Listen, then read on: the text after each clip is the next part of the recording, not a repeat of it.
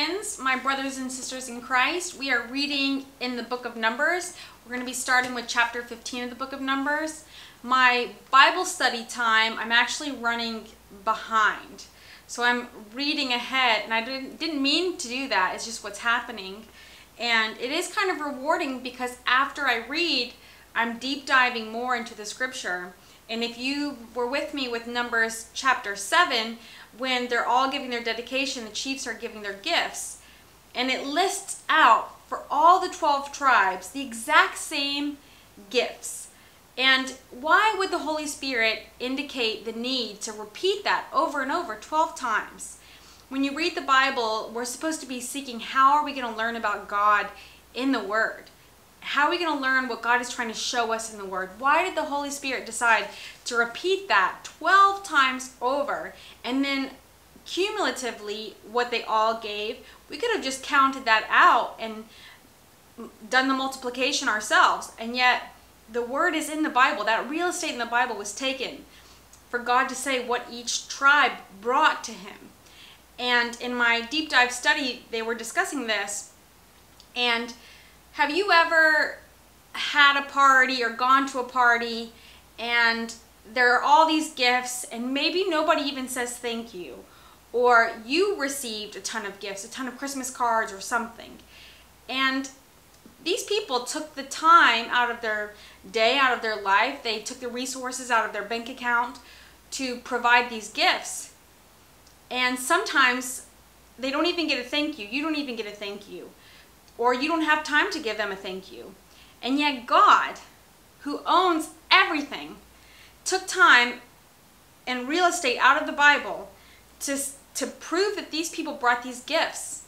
I think that says something about God's character, that He does, nothing goes unnoticed. Every single detail to God gets noticed, and He is the God that sends the thank you card and recognizes everything that we do for Him. In the New Testament, Jesus says, He acknowledges if anyone brings a cup of water to these little ones, that doesn't go unacknowledged by God.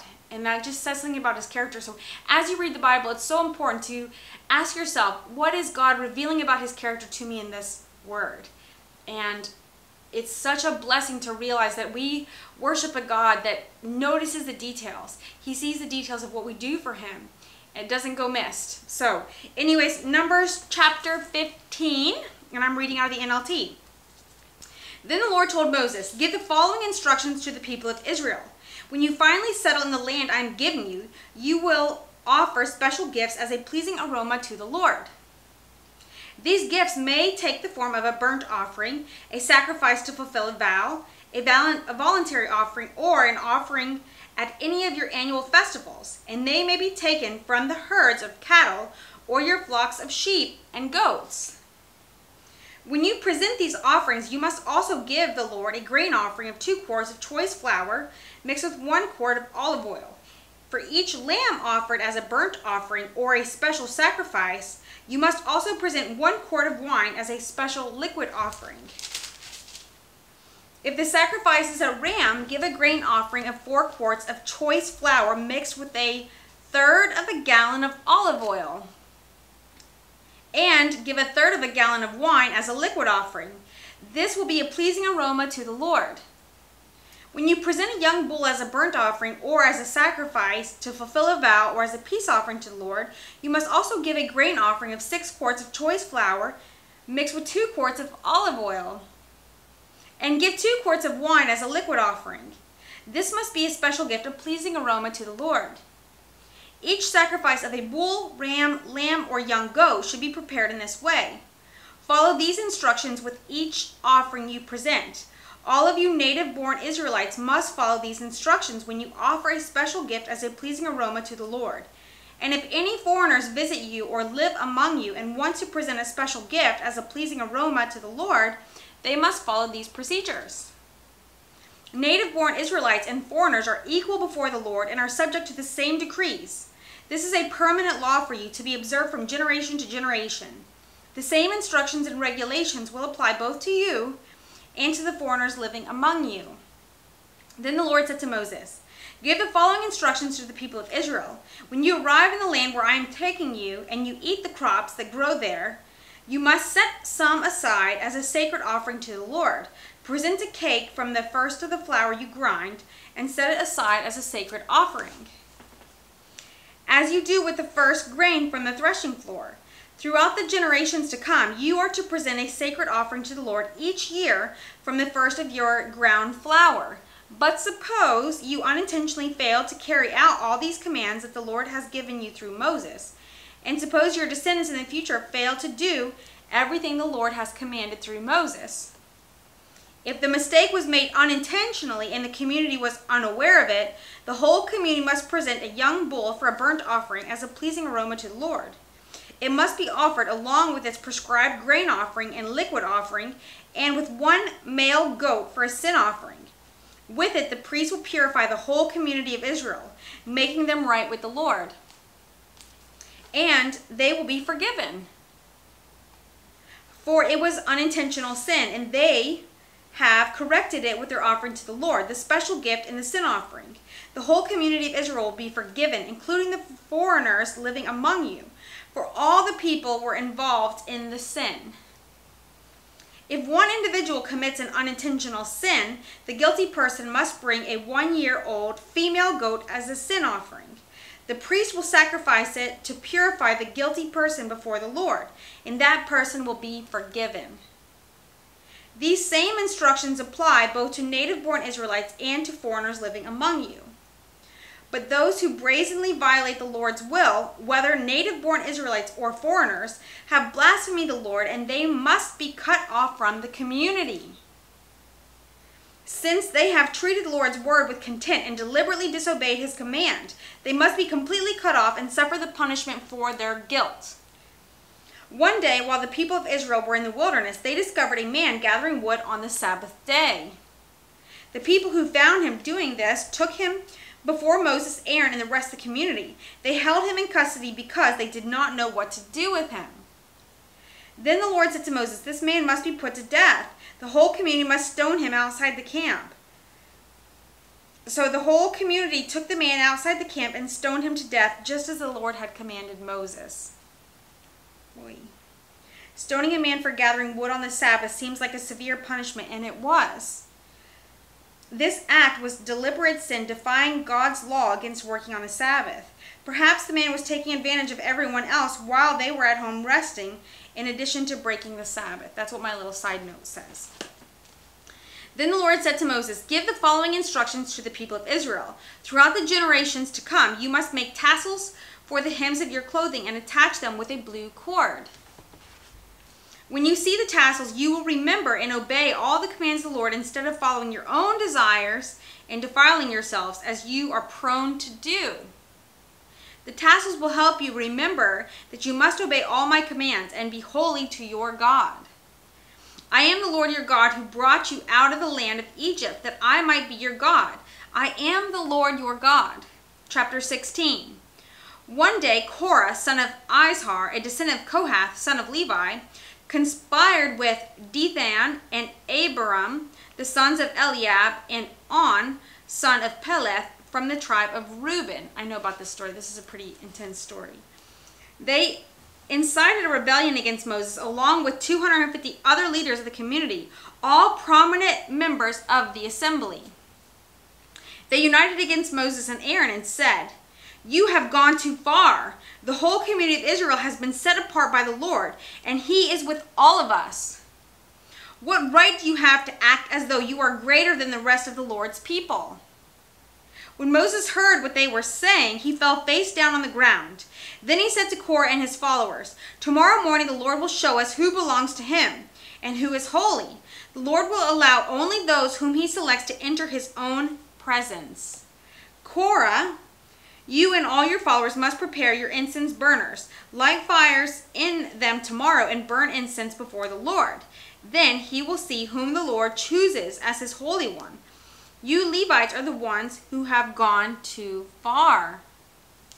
Then Moses spoke again to Korah. "Now listen, you Levites. Does it seem insignificant to you that the God of Israel has chosen you from among all the community of Israel to be near him, so you can serve in the Lord's tabernacle and stand before the people to minister to them?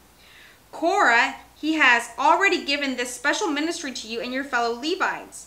Are you now demanding the priesthood as well? The Lord is the one you and your followers are really revolting against. For who is Aaron that you are complaining about him?" Then Moses summoned Dathan and Abiram, the sons of Eliab, but they replied, "We refuse to come before you. Isn't it enough that you brought us out of Egypt, a land flowing with milk and honey, to kill us here in the wilderness, and that you now treat us like your subjects? What's more, you haven't brought us into another land flowing with milk and honey. You haven't given us a new homeland with fields and vineyards. Are you trying to fool these men? We will not come." Then Moses became very angry and said to the Lord, "Do not accept their grain offerings. I have not taken so much as a donkey from them, and I have never hurt a single one of them." And Moses said to Korah, "You and all your followers must come here tomorrow and present yourselves before the Lord. Aaron will also be here. You and each of your followers must prepare an incense burner and put incense on it. You can all present them before the Lord. Aaron will also bring his incense burner." So each of these men prepared an incense burner, lit the fire, and placed incense on it. Then they all stood at the entrance of the tabernacle with Moses and Aaron. Meanwhile, Korah had stirred up the entire community against Moses and Aaron, and they all gathered at the tabernacle entrance. Then the glorious presence of the Lord appeared to the whole community. And the Lord said to Moses, "Get away from all these people so that I may instantly destroy them."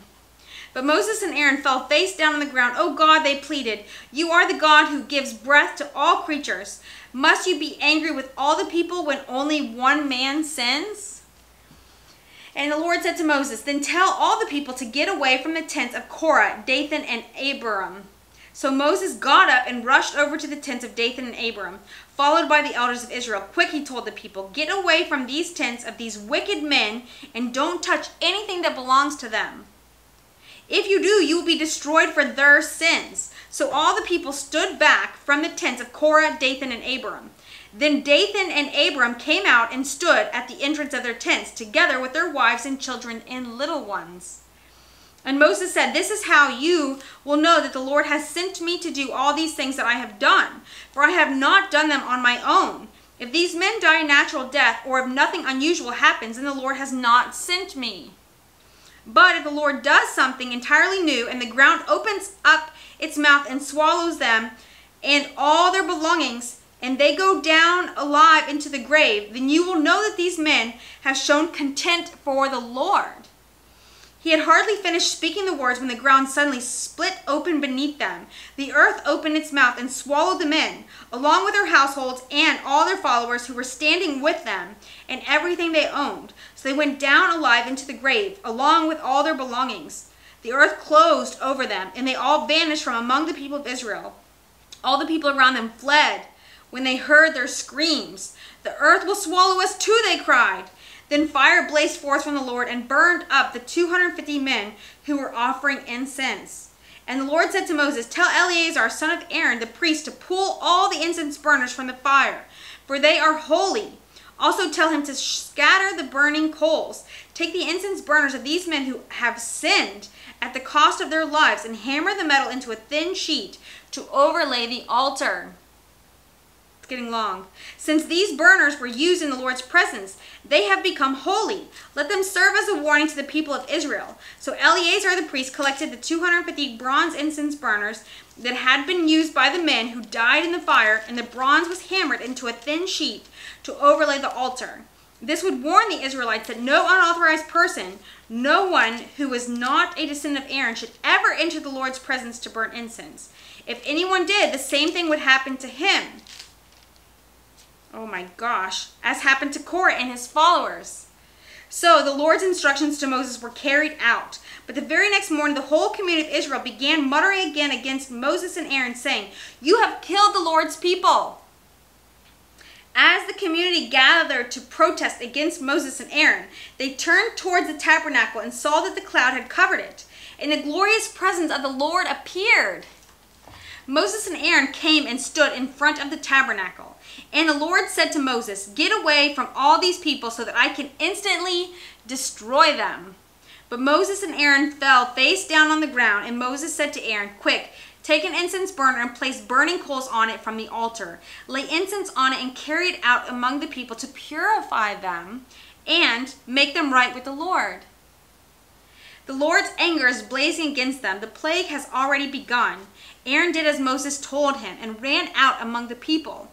The plague had already begun to strike down the people, but Aaron burned the incense and purified the people. He stood between the dead and the living, and the plague stopped. But 14,700 people died in the plague, in addition to those who had died in the affair involving Korah.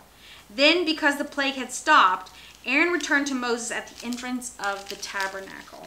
Wow, wow, wow. Okay, that was the end of Numbers chapter 16, and I hope you join me for Numbers chapter 17. And thank you for being here. I hope you are having a very blessed day.